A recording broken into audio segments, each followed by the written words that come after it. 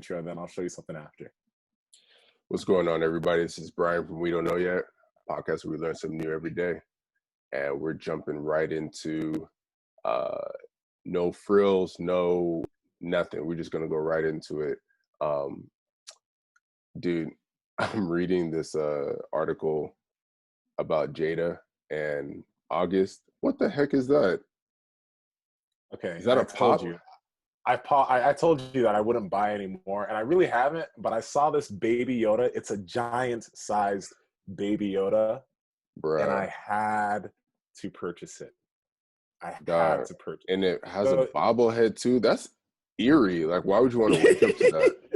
Yeah, it has ugly, this little bro. Baby Yoda head. It's so cute. It's so cute.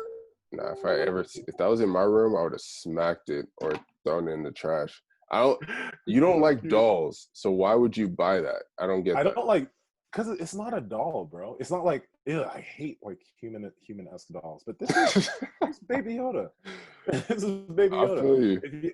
If y'all don't know what Brian's talking about, I have a phobia of ventriloquist dummies, like a legit phobia. You will not catch me in a room with one of those wooden ventriloquist dummies. He won't get near it. He doesn't mess with that stuff. Like or baby dolls that look like humans, baby dolls that look like babies. Like, nah. Baby dolls that look like babies. What is a baby doll gonna look like? I will kick it.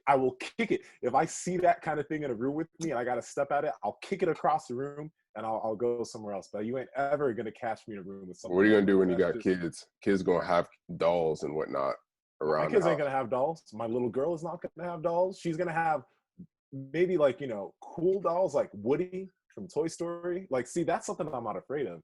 But when it comes to human looking, like not Barbies or anything, but when they have like the proportions of humans, like humans, nah. Oh like my gosh.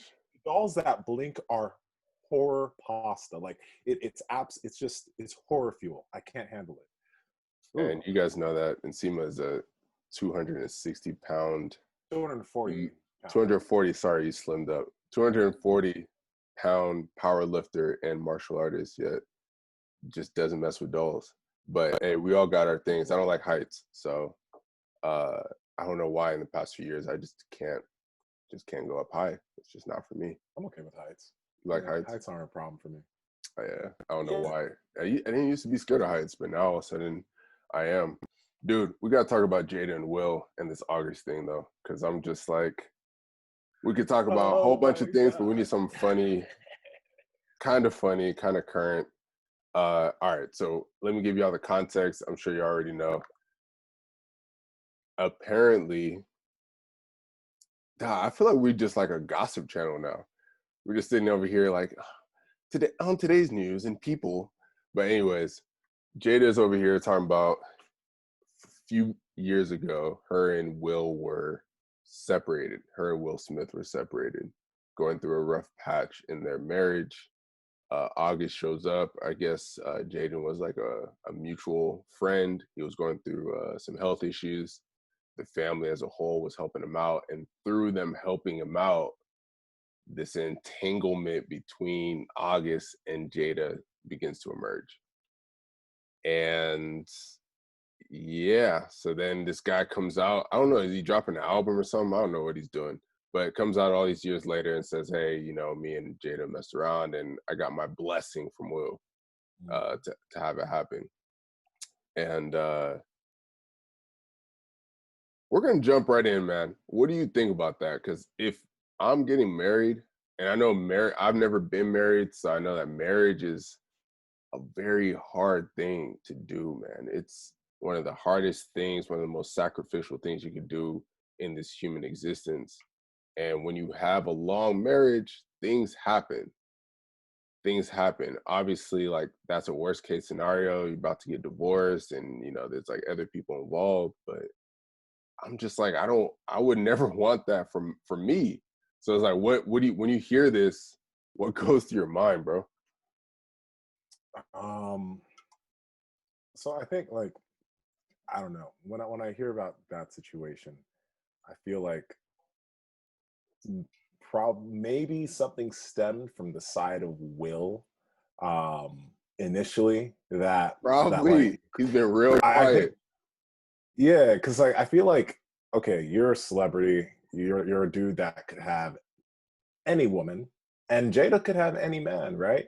Truth. But I feel like if you're in a relationship and you both are communicating and you're leading the relationship in a certain way, like me and Sierra have had these conversations, like, okay, I'm not about any of this open stuff. I'm not about any of this bringing somebody in. I do not want to bring another woman into this relationship to do any of that mess. Never been interested in that. I don't want any part of that. And there ain't going to be another man ever coming into this relationship.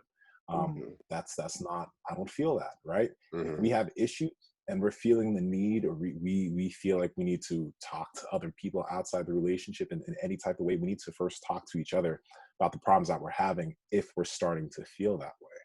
Like there Hmm. has to be an open dialogue about that, because that just means like if she feels the need to get emotional support from another man, then maybe there's something on my end that I'm not doing enough of to help her feel fulfilled, right? Hmm. So But the situation in in this this, case, they were separated, like they're in their own camps, yeah, right? so They're that's the no thing. longer leaning on each other anymore. That's so then I like, honestly, in that situation, I would never want to get to that situation if I was with someone Sure. of that mentality, Ideally. Yeah. right? But Yeah. if you're in that situation, like, can you blame them? There's a interview with Will and Jada where Jada was like, I think it was on Red Table Talk, and Will was super quiet too. He was just like nodding his head like this, right? Jada said that she talked to Will, and then she was like, if you're on that side of the house, doing something with someone else, I'm on this side of the house doing something with someone else, we're still in the same house, because they're what they call life partners. Okay, they've already made this agreement that no matter what, they are life partners. Okay. So that means that they'll be doing whatever mess with other people or whatever, but they're still each other's I mean, gang, it's a right? it's a cute tagline, but I don't know. For me in my house, I don't think I could get down with that. The life No. partnership thing, like, because it gets messy, man. It gets messy, and as much as we try to convince ourselves as people when we go into relationships that, oh, this unconditional love, no matter what you do, I'm gonna love you. Like, realistically, humans are selfish and we love conditionally. So if you come to my house and you cut off my arm, am I gonna still like show the same level of love? No, I'm gonna be like, that guy cuts off arms. Like, I'm gonna have a little bit of hesitation. Or if Mm-hmm. somebody's like doing, let's say in a realistic like example, so you get cheated on. Oh, You get cheated God on, dang. and it's like, dang, like you cheated on me, and maybe there's things I was doing wrong or not, rising to the occasion. But it's still like, you cheated on me, and it's hard to kind of walk that back to have that unconditional love for the other person. So I'm not sure, bro. This and you're right. Like, I think that, Will's my guy, but even in the show, there was a small clip where he was like, all right, you guys have this thing, I'm gonna get you back. He was saying it like in a funny kind of way. I'm gonna get you back. And she's Mm-hmm. like, you've already kind of got me back. It's not about who got who. You already kind of got me back. So he's I kind didn't of even come. listen to the show, so this is so interesting. Yeah, I it listened to the was lit. show. That's all I got. It's the homie, the bros put it up on his story. So I just watched like a few seconds, and I was like, yo. So This is the thing, though. I feel like, in those situations, both, I know people change over time, right? Minds change about things or whatever, but there needs to be, if you're somebody who knows that you cannot, monogamy's not for you, right? Um, Maybe you just should not, you should find someone who also is open to that type of thing, right? And if you get together early, because Will and Jada were together since they were super young, right? Maybe yeah. they didn't feel that way at the beginning, but it evolved into that. I'd like to understand him out of myself that I'm not going to evolve into that. I I'm not. I'm not open to it. So I'm what? not. So let me give you an example. Let's say, because again, I think ideally all of us want we all know that there's issues come up in relationships, but you try to fix them as best you can. Let's say, and I'll also answer from my end. Let's say something happens, irreconcilable differences, but you're still married. I don't know why. Is that a thing that people get? You have to get separated before you get divorced? Is that a thing? I don't I don't. know. Yeah, I don't know all the things, but all right, you're separated, meaning you're still technically married, but not really. Mhm. And in that moment, if something happens, uh, can will you still be angry at the other person? And the reason I say this is Magic Johnson. Magic Johnson and his wife, I believe her name's Cookie. There was a time in the early '90s they were separated for a short stint, and in that separation, that's when he got HIV. It wasn't like he was like messing around on his wife. It was like we're done, we're separated, but we got back together. When they got back together, it's like, oh shoot, I'm sick. Why are you laughing? I don't know. Just smile. But I was just like, can you be mad at them? No, you can't. Like if you're separated and y'all aren't together, it's just like, I don't know if you guys have watched Friends. There's Oh this yeah. part where like Ross and Rachel, right? It's a constant meme throughout the show after he does it, but they went on a break and Ross ends up hooking up with one chick. And then they break it off, and then him and Rachel end up together. And Rachel found out, and she got hella pissed. And Ross is like, "We were on a break. And they We were. were on a break," and they were like, They were straight up they on a break. weren't together. They were straight up like, yeah. And I feel like if that type of thing happens, there needs to be a communication. Hey, are we free, or are we still together, but we're just not going to like communicate for a little bit, but we're still Mm-hmm. together, so we're not doing stuff to other people, like that stuff that needs to be communicated. And then there's also like a deep level of trust you need to have for that person to stand by their word. You know what I mean? So, man, it's just like the things I see nowadays in terms of like, not the, like, it's like, that's why personally I keep, I'm very careful with like my interactions with other women. I'm very careful Mm-hmm. because when you build a deep friendship, like men and women can be friends, but when a friendship gets really, really deep, sometimes it can end up being somewhat dangerous. And when people do end up cheating, it's not just some random person. Sometimes it is, but it's someone that they've built a deep friendship potentially with of the other sex, and then some type of attraction was built, and then boom, Mm-hmm. mistake was made. Sometimes it is just raw physical, rah, rah, rah, right? But a lot of times it's like it turns into that. So, you That's a good know, point. I just try to not allow I just try to almost cut that barrier off before it can even start.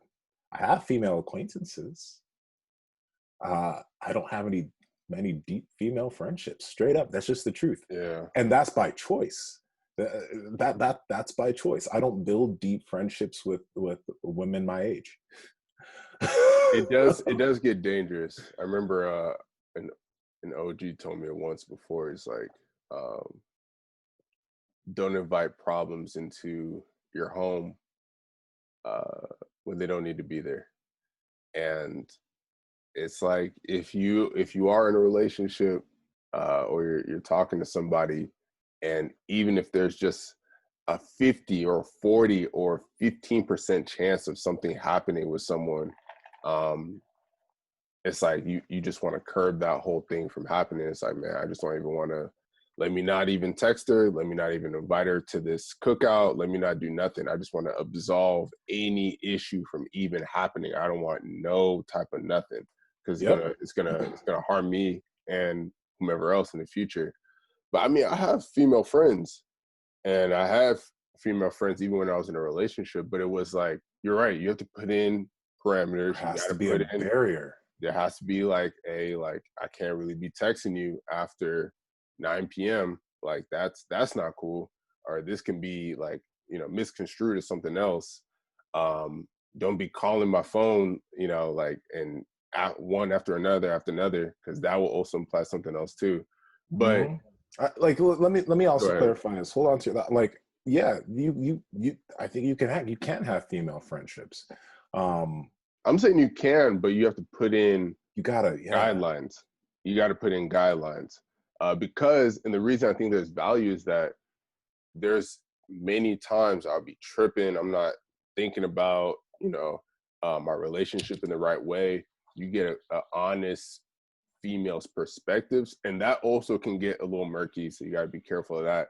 You don't want to be like sharing your relationship with other people, but be like, hey, hypothetically, I'm having this little sliver. Like, am I thinking of this in the right way? How can I reframe this? And you got to have people in your pocket, because relationships are not just, as much as you want to think of it as one and two people. You used to say Hmm. it's two families being merged together. Yeah. So it's never just me and my girl, or a woman and her dude, or whomever. It's always going to be all these other people that play a part in these two people working out. Hmm. So you can't just like insulate yourselves and like, we love each other and this is just us and we don't care what anyone else says. It's like, nah, because that relationship impacts a whole bunch of people. It does. And I think honestly, I think the same the same thing somewhat, like women need to think about this too. Okay. Like it obviously, like you got to pay attention to I think women should pay attention to the female friendships that their men Sorry. have if they do, right? But men also need to pay attention to the friendships that women have with other men if they're in a relationship, because as a man, I know what a man is looking at when he's becoming a friend with my girl. True. I know, like I know, like there ain't. It's rare that you're gonna find a dude that's just like, "Hey, I just want to be your friend. I want to be a shoulder you can lean on."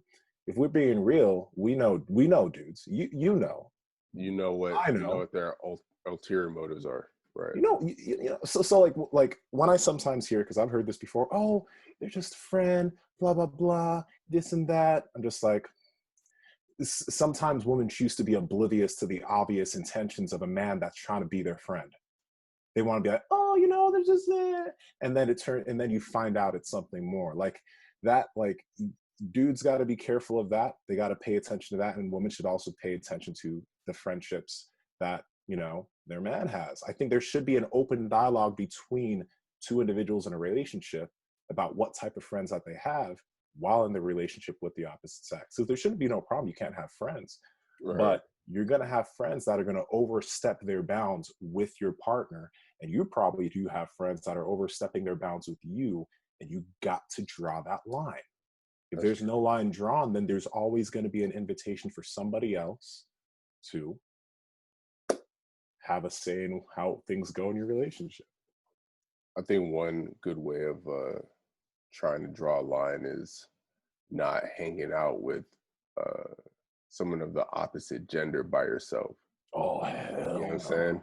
So if you're over here like, oh, again, you're just trying to avoid problems, shouldn't be there in the first place. But if you're just here like, hey, we're gonna hang out, we're gonna get coffee, or we're just watching a movie that we both like, it's like, dude, you can make that a group thing very quickly. It's like me, my girl, my friend, her friend, and all these other friends. It's like all of us hanging out together. So it's not this, you can't read into anything because there's nothing happening. Everybody can see what's happening very clearly. We have a great time, we spend time, everybody goes home. But Mhm. as soon as you start like trying to be like, oh, this is just my friend, we need our like one-on-one time, lines get blurred, man. Lines get blurred. So I don't know, man. I just think that, go ahead. There are some people out there that are totally cool with stuff like that. There are a lot Oh, of the people out one-on-one there thing. that, yeah, there are a lot of people that are cool with that. And my response to that is, okay, find like find someone who has those same things. But I am not going to be with someone that's cool with doing that with other people. And Mm-hmm. I can find other people that are also not okay with me doing that. Mm-hmm. That's perfectly okay. But if you're someone who's like, oh, I'll just he's a friend, we're just gonna watch a movie together, blah blah blah. Oh, you want to do that? Okay, you can find somebody else that's okay with that, because I'm obviously not. And that's Mm-hmm. just like, that's a personal view. I'm totally okay to have that view, right? And there are tons of other people who have the same thing. You just got to find someone who matches in terms of that outlook, so there won't be problems. Because if you're someone like me and you end up being with someone who is okay with being friends with all these different guys who are obviously, you know, super into them, and they're okay with like doing things alone with these people, there's going to be a problem. There's going to be a big problem. And if I was a dude that was okay just having a bunch of flirtatious female friendships, and I'm with somebody who's not okay with that, there's going to be a problem. So that needs to be communicated if you're that type of person, because it's not necessarily that someone like that I think they're doing something wrong. They're just not doing something that meshes well with the way I want to move forward in life with my relationship. That's it. I don't think either way is really wrong. It's just Okay, it's wrong. both me and you agree that it's just not for us. Just like this whole open thing is not for us. But I don't think it's, I think if you're someone who does that, hey, live your life. It's just live it. Like if you're into that open relationship thing, I do not look down on that by any means. It's just not for me. That's it. Yeah. It's absolutely not for me. Yeah, it's not for me. And I think Yeah. it's not even about like preference. I think it's more about just being pragmatic, because it just gets like what we're talking about right now. It just gets so messy. A private situation turned very public. Yep. You know what I'm saying? And now Yep. we got to go online, and now we got 200,000 people viewing our episode, and that's cool and all, but like it's just so much like it's too much high visibility placed on just family life, personal life. It's stressful, bro. And it's like, and let's just dial this back to like, you know, just folk like us, just common folk. Uh, Mhm.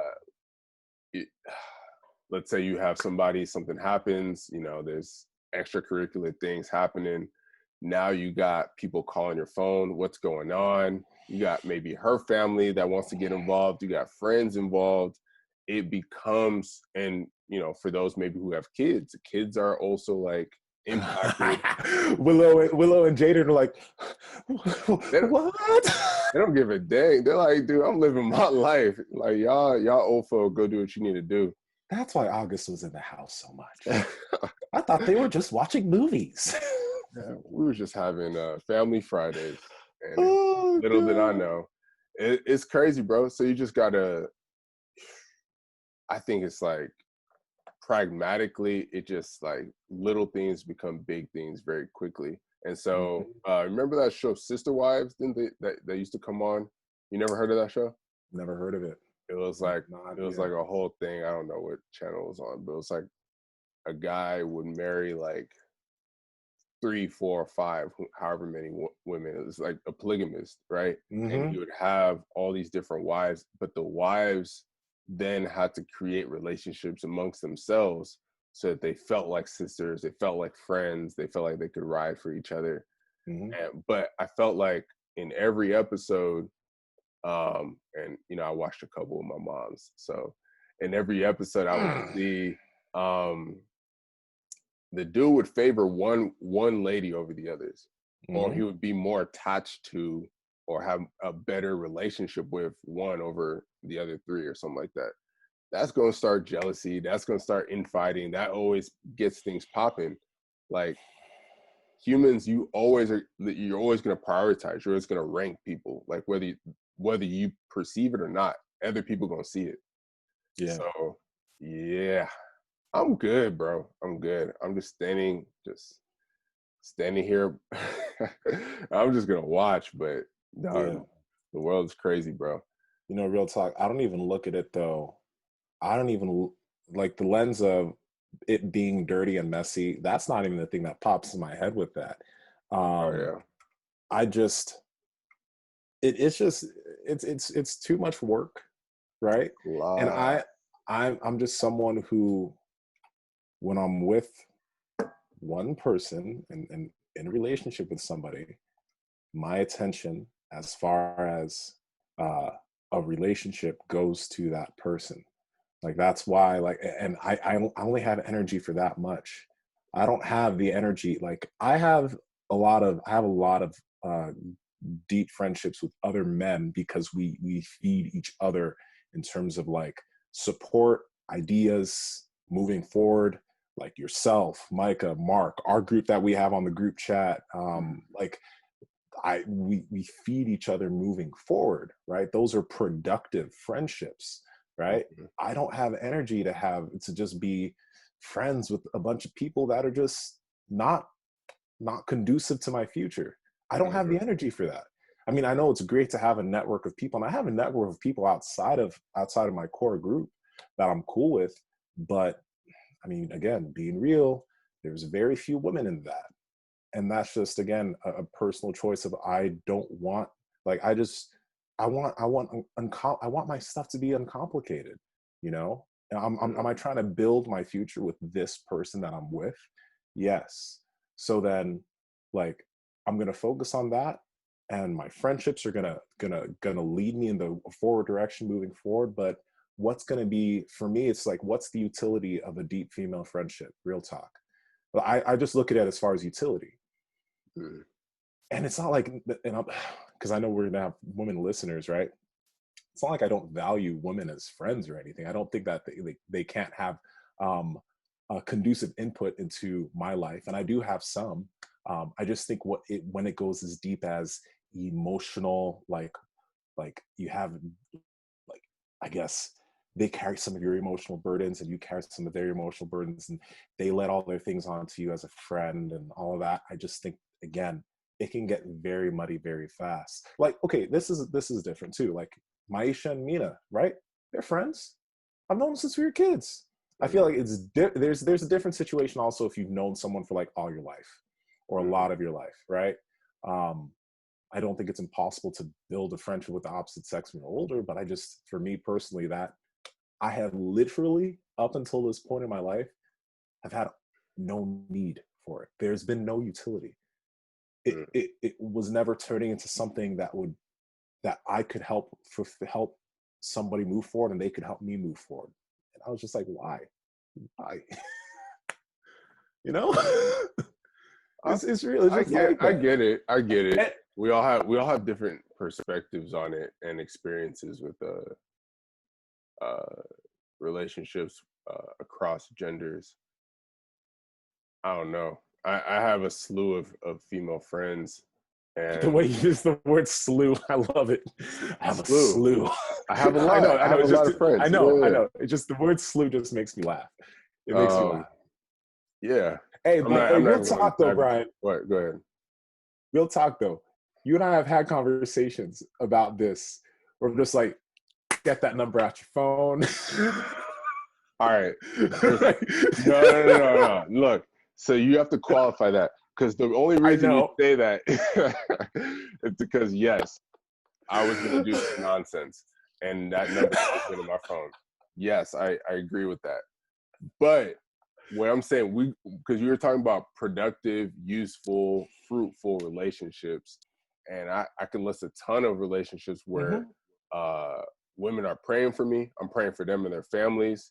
And she has her own relationship. I have my own relationship, but we're like rooting for each other. Like, we're supporting each other. I've had a ton of women in my business circles who've launched businesses or are like directors at their firms, and we talk business, and they're like, hey, we're doing this, Brian, we're doing this. So I think that it just goes back to what is your priority, and how do you define utility? And like you said, if like where you're going, you see just whomever it is that can, support your path, and you can support theirs, it just gets fruit. Exactly. You gotta be careful. Just never let the waters get muddy. You are very careful. You know what I mean? Yeah. No, like you keep your friendships, like you set a line. And I think that's just the big thing here. When you have those things, there has to be a line. There has to be a line, a very clear line. And I had actually, it's interesting you say that. Recently, I don't know if it's quarantine or what, but folks are being much more bold, right, with their like approaches. So men, everybody's trying to reach out. Hey, let me see who I can say hello to. And women are also doing the same thing. So women that I've just been friends with, And I actually really in my heart of hearts felt like this is my genuine friend, and we just talk about A, B, and C on a weekly basis, are now saying, hey, you know, like, would you ever consider? And I'm like, where is this coming from? Like, we just been homies. Like, what's up? So I had to nip it in the butt right then. But then the friendship changed. As soon as we had that conversation, it was like it changed. And like the tone was different, or like less frequent conversation, which is fine. Because like you said, it goes back to what was your initial motive for the friendship? Was it just for true friendship, or was it for a potential relationship or courting each other or whatever that is? So it's just like being real key. And men do that too. Like we always like, oh, just hang out for a year. Like when she breaks up with her dude or when they have trouble, I'll be right there in the pocket. I'm gonna Just be that shoulder. Hey, yeah, it's okay, girl. come over. Okay, Just don't come worry over. about him. We'll have a conversation. I'll put on some tea for you. Like, Yeah. nah, Let's watch everybody an got Insecure. Yeah. Nah, man, I'm telling you, folks are just like, you know, playing their roles. But I did want to shift Hey, man. gears Yeah. a little bit. Real quick before you shift, I Right. want to talk because I think that's a really important thing that you mentioned there. Like once, because that's happened to me a bit. That happened to me a lot when I was in younger, and that's like it was in college and a little bit after college after I had my first job. That's when I was like, this really just isn't for me, because at that point I did have a lot of like a lot of female friends, and I also wasn't in a relationship at that time.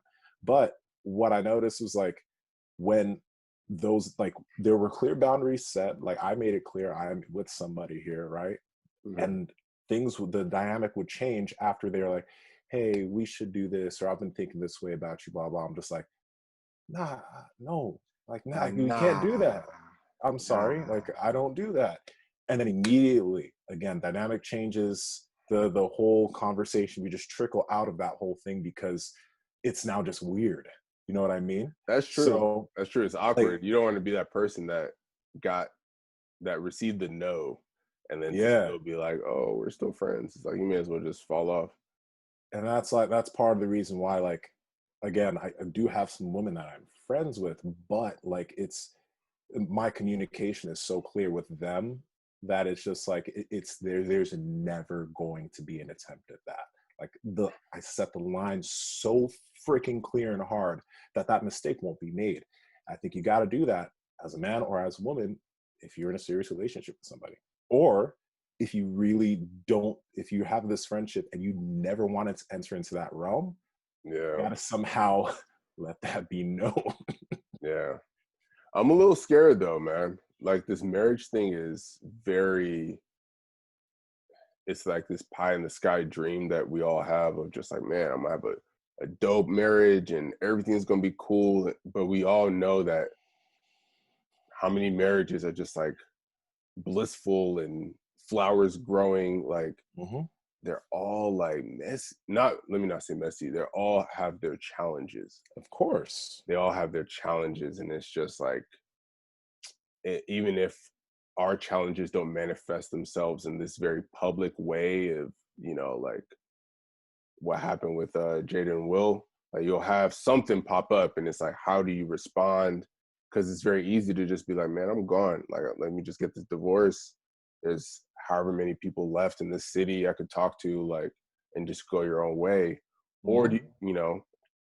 do you fight through it? And some things are hard to fight through, especially when something like this happens.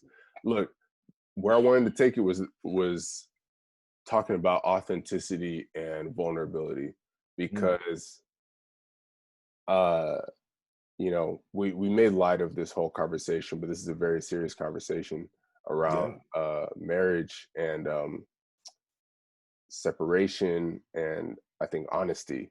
Because Mm-hmm. at the end of the day, what I think I heard this a week or two ago when they're like August and Jada, and I didn't really pay no mind. And I think her PR reps were just like, nah, there's nothing that happened. This is all false allegations. And Jada and Will declined to comment. I would have just left it at that. Like, if it were me in my house and something like this happened, I'm like, this is going to be a private conversation. We're going to pull August from wherever he at. We're going to bring him in the house. Come here, August. Get over here. I would have brought that over. Come over here, and we're gonna talk. We're gonna handle it in the house. And when we open that door back up, it's done. I don't want to hear about it. I don't want to talk about it ever again. Like that public, like has no. You don't have any type of like. You don't get to see what happens in this house.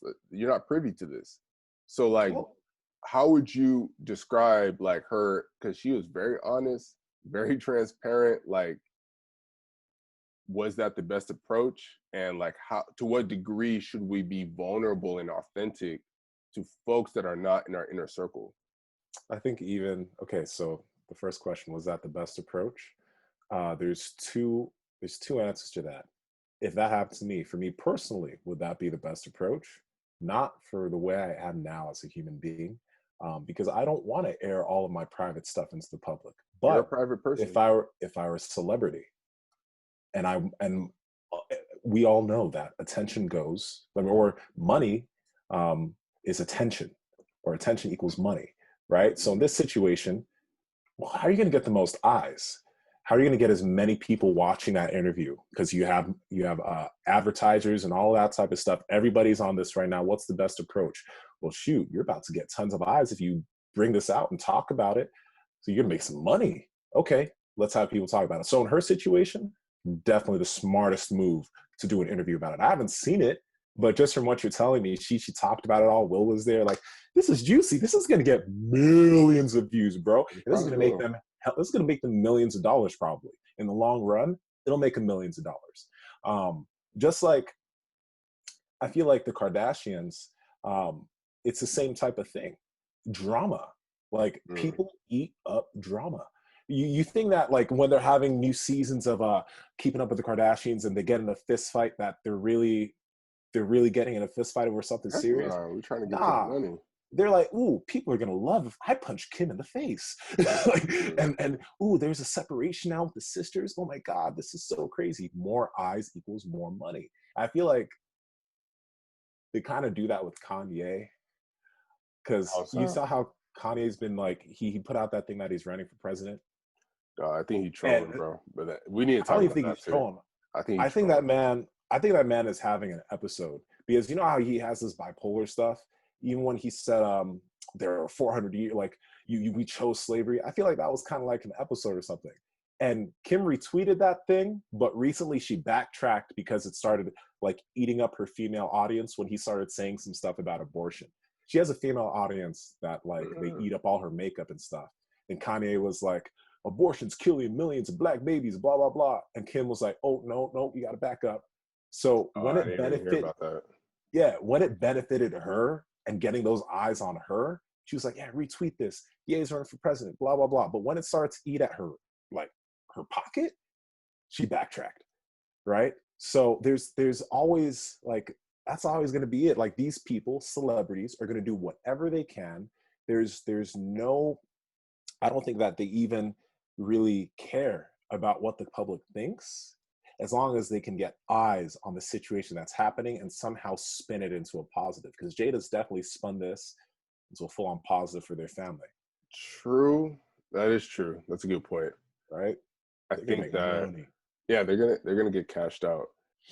The only thing I'm trying to figure out though is, and I think Dr. Dre said this when Kendrick came out, was like, it's easy to get famous or it's easy to get put on, but it's hard to stay there. So like you said, I don't know if Will and Jada still act like they're dope, but like, come on, bro. Like at this point in they're kind of like A-class Hollywood, but like, are they still doing numbers and on movies? And nah, like they're chilling. What? Remember, we're in a different age, bro. Podcasting, Red Table Talk kills, bro. Yeah, Red Table Talk, she makes cash. I'm not gonna lie. I'm sure Will. Actually, Will's been doing all that stuff on IG and stuff lately, so he's getting cash out too. But I'm saying from a celebrity standpoint, yes. Like if you're in Hollywood, you're trying to get these M's, yes. But again, like if both you and I, like I personally despise fame, right? I want to make money quietly. I want to be that guy, unassuming, like, oh, Brian, he's not doing nothing. I want to be that guy that's counted out, but I'm secretly doing X, Y, and Z things, and our family's eating. Some folks love the fame. I just think that the honesty and vulnerability does help with like the long-term sustainability of her show, because the show is all about raw. It's all about like saying what's real, not sugarcoating things. So if she were to stay silent, and just be like, we're gonna handle this like in-house, people would have been like, oh, so like when it's talking about A, B, and C things, she wants to go all out, but when it comes to like her private, like very, very personal private issues, she doesn't want to really discuss it. So I guess celebrity is fine, but on the family side, I feel like it's kind of harmful, bro. I think that they're taking an L on the family side. You know, but on that idea of vulnerability, bro, like, you know, I want us, like when we talked about porn, right? That a lot of people, is a very embarrassing taboo topic to talk about or even to admit to. That's all true. right, like everybody, that's just something that's very, you just don't talk about that, right? But I felt, and we both felt, that it was necessary to talk about our experiences with that, because we both know how many men and potentially women that it can help.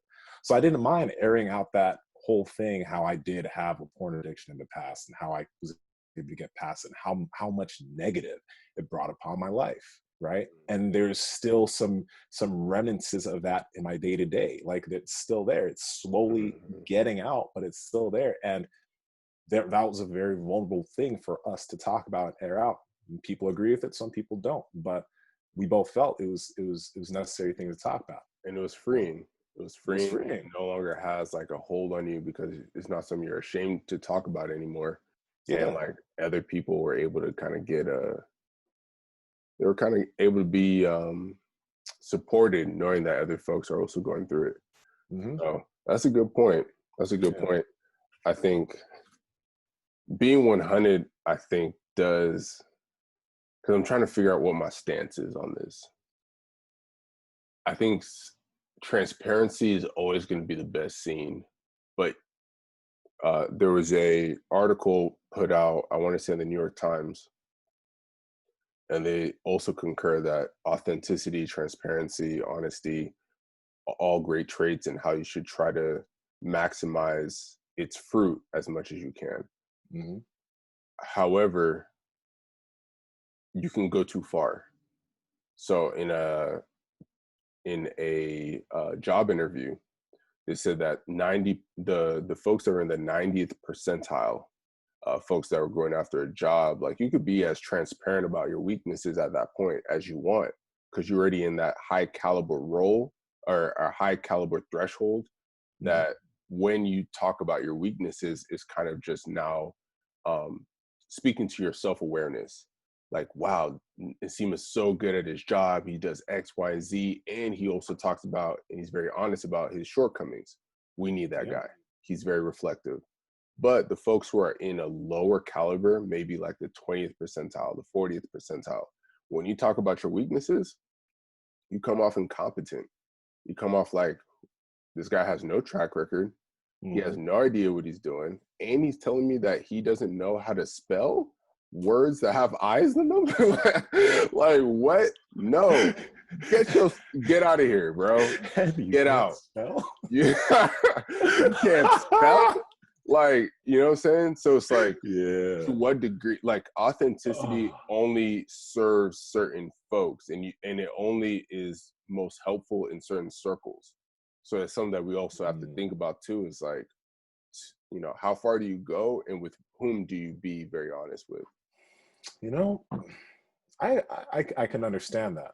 I can understand that, but I do also see a strength in being authentic and true, even at the beginning stages of whatever it is that you're trying to do. Like, I think there's pretty much gonna be a circle of people that, even when you're at your lowest point, let's say that you're an 18-year-old, you're trying to figure out what you're trying to do with your life. You haven't, maybe you know how to read, you know how to write, you know how to learn, but you're still at the beginning stages. You're a baby at the stages of like whatever you're trying to do for work, whatever you're trying to do as a personal career, whether you're heading into school or heading towards entrepreneurship in a certain field that you're learning about. You know, you're gonna have to be first off aware of how little you know, and the people that you're trying to learn from or whatever, you got to be authentic of like, I don't know this. Yeah. You can talk about, because everybody has certain strengths in terms of like their personality, the way they do things, their strengths, but you got to be real with the stuff that you just plainly don't understand. You know, you can't be faking it, Mhm. you know, like in terms of fitness or whatever. I'm lucky enough to have been working out since I was 13, and I've had like a love for this stuff from a very young age. So like, but I, at this point, I still, by talking to all these different professionals that we have on, I still realize there's still a lot that I gotta learn. There's a lot that I don't understand. And that comes through to the way that I question these people. You know, I don't act like I know it all. I do not know it all. And I think it's necessary to like not be like the all-knowing being, because I'm not even close to it. Right. But if you're open to learning and you're open to taking in new information, that's like the best place to be. I feel that's the best place to be. Like, there are people making careers on YouTube because they're showing what it's like to start from the bottom. Hmm. And then as they like, they're, I've talked about him on this podcast before, but this guy Christian Guzman or whatever started YouTube back in the day. But he started when he was super small, super tiny. He started lifting, and slowly people followed him and followed his progress. They followed his journey to now the absolute mogul in the industry that he is today.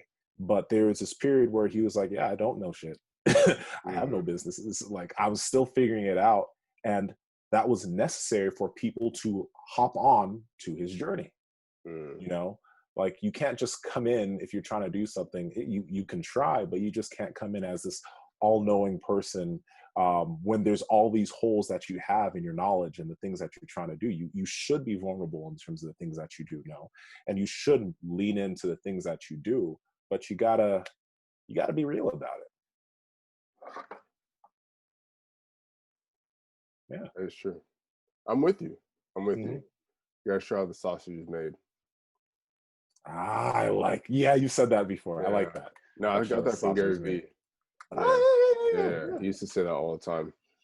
yeah, yeah. And it's tough though. It takes a lot of not just bravery and courage, but a lot of understanding who you are Hmm. and understanding yourself to the degree that regardless of what folks may say about your journey, that you have a very strong north arrow and you know where you're going. Because I Hmm. think that a lot of times, like for example, we could put on a camera up in the room and watch our 24 hours and share that with folks, but things will come in like, oh, look at this guy, his hairline is all the way back, and oh, look at this. People are always gonna have some like real like Why's he got two positive lotion or bottles on his desk? right. It's like, I know what you're doing at 11:30 at night.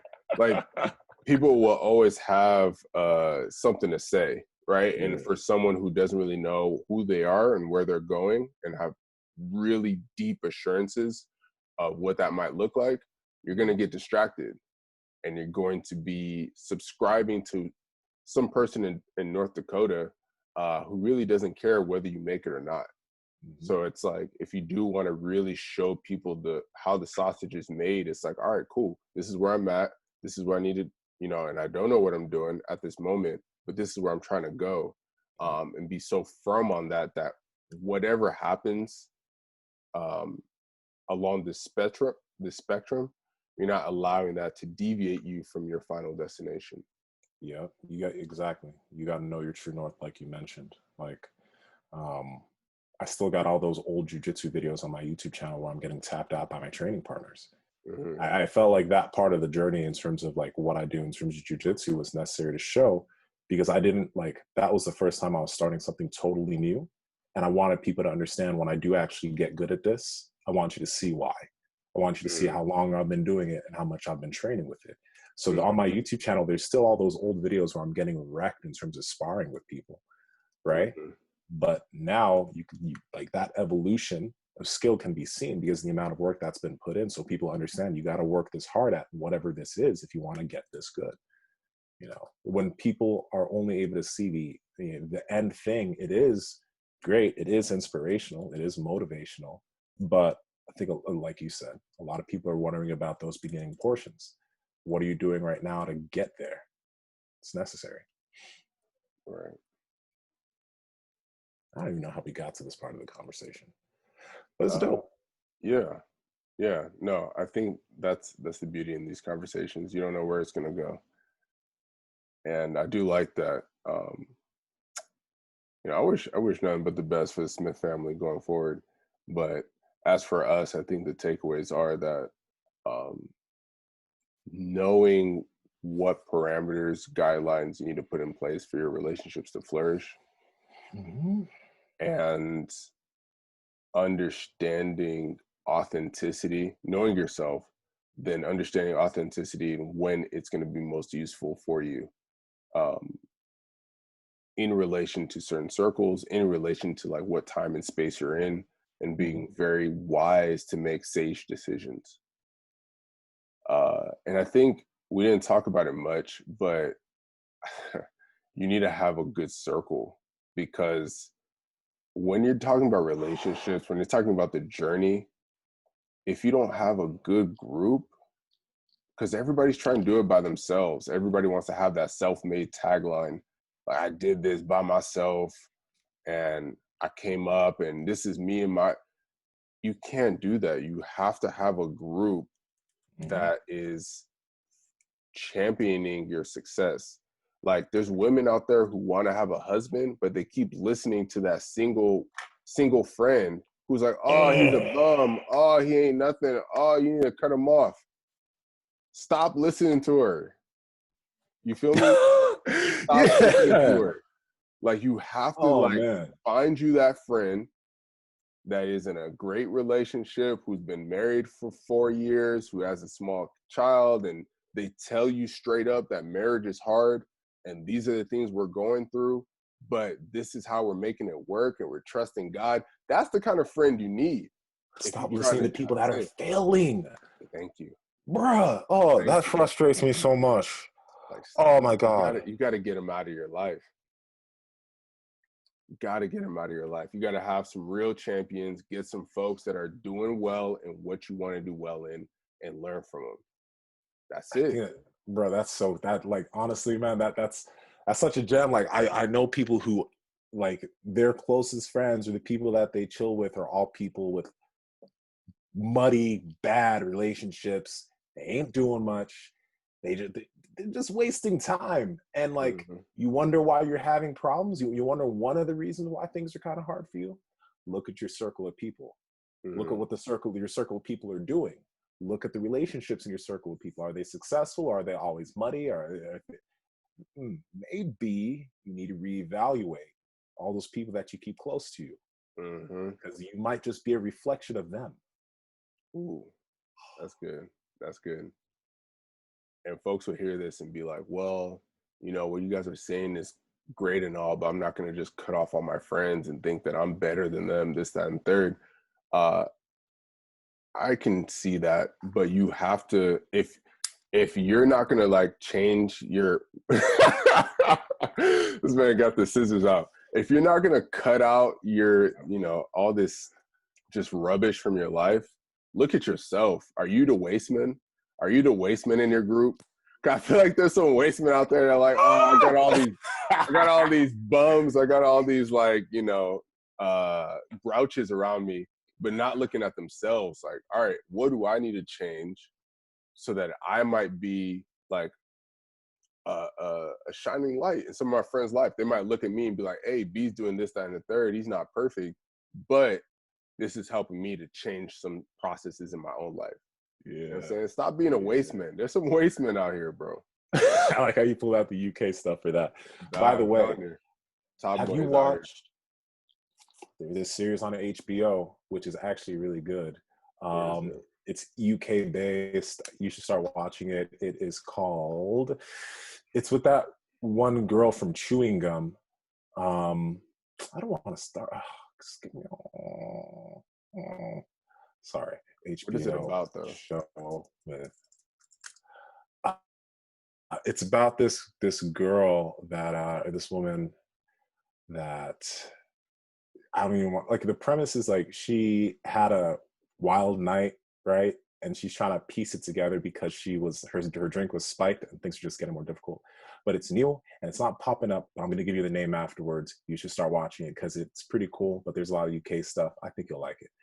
I've been enjoying it. So, For yep. sure. For sure. And you know, you just brought up shows. Have you watched Sprinter? Never heard of it. It actually, Never heard of it. I love how this brings it to a full loop.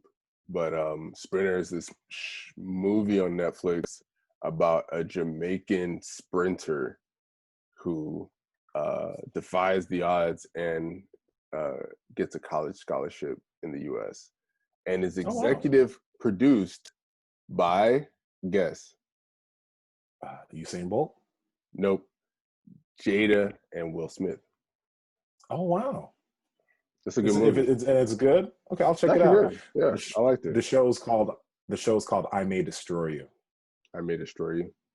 Yeah, it's pretty funny, but it's also like, ooh, it's yeah, yeah. Wait, why'd you bring it up? If you, just because of your UK thing, you're saying Oh, Wasteman. okay. But it's a good show. But like, okay, if you have trauma, it might be a tough one to watch. If it's rough. But yeah, it's a good one. I May Destroy You on HBO Go or HBO Max. I think that's what it is now. For sure. I'll have to check that out then. Mm-hmm. You want to take us out? All right. I hope you guys enjoyed this show. I hope you guys are following us on social media at WDKN on Instagram. On Twitter, we got to talk about the Twitter thing after this, but you'll see where we are on Twitter if you go to our Instagram. Just comment let us know what you guys are liking, what you guys are enjoying. We've been more active on social because we now have somebody who's been helping us put out more stuff on social media. Shout out to, can I say her name or no? You can. Go ahead. Yeah. Shout out to Mina. You've been doing a great job. We still have a lot of improvements to be made, but you're doing great. You're killing it on social right now. But yeah, I hope you guys enjoyed this show. Let us know what you liked and maybe what you disliked, because I know that some people may listen to myself and maybe some things that you say and just think that we are just two squares with very square points of view. So if you disagree with us, let us know. And if you agree with us, let us know. But that is it. That is it. It's Brian. I'm Nsima. Hope you guys enjoyed the show. We'll talk to you very soon. Peace.